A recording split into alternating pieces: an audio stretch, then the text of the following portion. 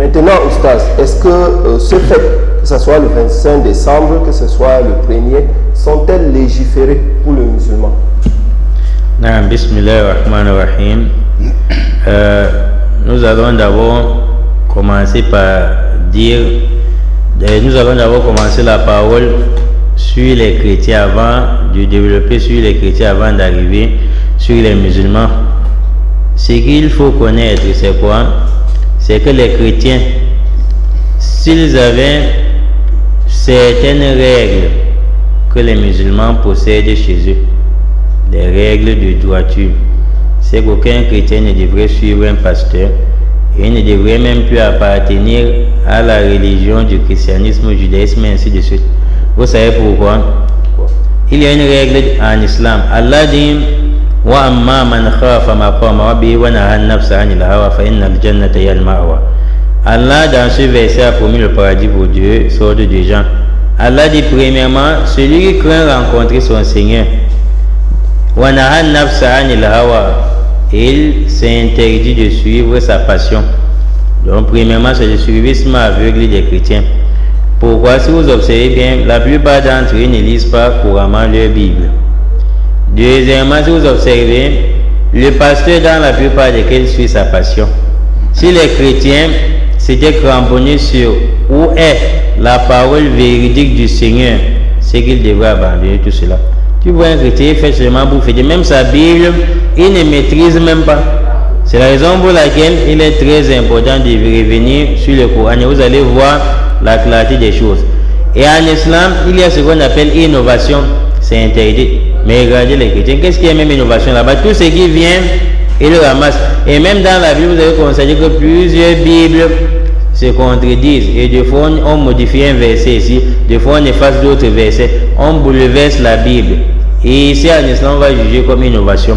Et le prophète a dit toute innovation est égarement, et tout égarement amène en enfer. Lorsqu'on parle de toute innovation, c'est dit d'après ce que l'imam Octave vient de dire, le 25 décembre, le 1er janvier ou autres, ils sont comme des innovations.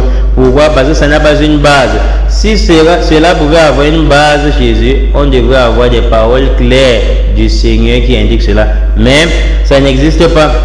Et il faut aussi savoir que les Yannis, comme on parlait du jour du Coran en disant c'est le plus grand miracle, vous voyez le défi par rapport à la Bible. Combien de personnes aujourd'hui mémorisent même la Bible, maîtrisent la Bible au bout des doigts? Allez en Arabie Saoudite, vous allez voir les enfants de 7 ans, de 9 ans qui ont mémorisé le Coran. Donc ces trous-ci feront à ce que ce qui provient même des chrétiens, qu'on n'accepte pas. Et il faut aussi savoir une chose, que le mot Bible n'existe pas dans la Bible. Comment se ferait-il qu'un livre qui n'est pas d'abord authentique, qu'on puisse se baser dessus pour prendre des lois et dire peut-être on fait le 25 décembre parce qu'on n'est pas chrétien? Les chrétiens, Jésus n'était pas chrétien. Le mot Bible n'existe pas dans la Bible. Même le christianisme qui lui a recommandé d'être chrétien et de dire le 25 décembre, c'est pour le chrétien, ça n'existe pas. Mais regardez, le mot Coran, ça existe dans le Coran. On a répété cela plus de 20 fois même. Le mot Coran existe. Par exemple, Allah dit Yasin wal Coran al-Hakim. Par le Coran plein de sagesse. Si je me trompe pas, à la page 440, Allah dit encore Qaf wal Coran al-Majid. Allah a appelé son livre du Coran. Et ce qu'il faut encore noter, c'est que dans le Coran, on parle souvent le vendredi, le jour du vendredi prier. Ce jour du vendredi, c'est mentionné dans le Coran.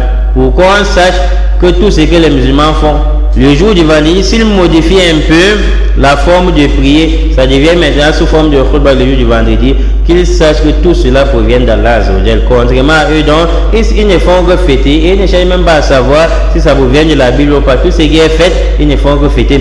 Par exemple, il y a un chapitre dans le Coran, page 553, Al-Jumu'ah, qui veut dire le vendredi.